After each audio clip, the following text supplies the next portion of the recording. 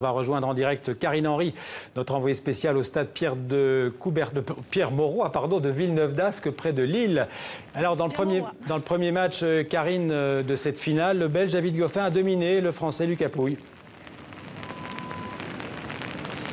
Alors, vu dans les gradins, cette pancarte de supporters belges, Goffin, donne-nous la frite. Et bien, sur le terrain, c'était portion XXL, le numéro 1 belge. C'est vrai, sur son petit nuage, il surfe sur la vague de confiance accumulée ces dernières semaines.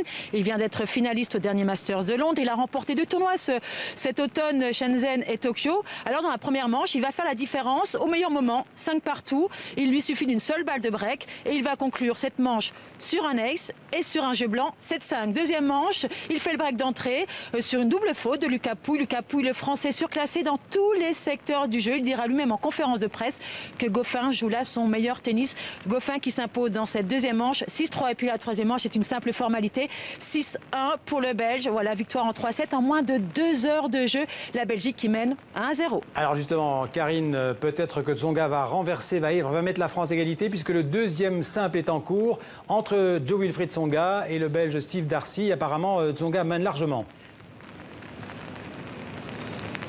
Oui, alors sur le papier, c'est vrai que c'était logique. Tsonga est numéro 15 mondial, Darcy 76e mondial.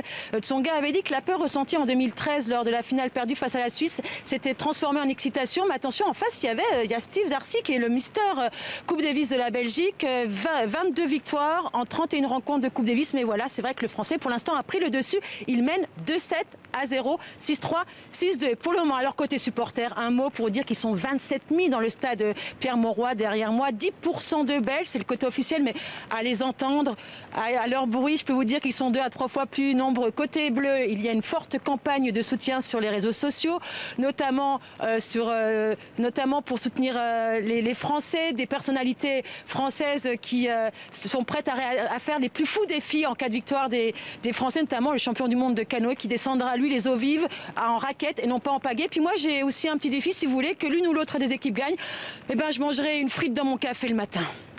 De toute façon, ce sera la francophonie qui s'imposera. Merci beaucoup, Karine, et on se reverra sûrement demain et après-demain. Le paludisme, beaucoup plus sérieusement, tue chaque année plus de 500 000 personnes dans le monde.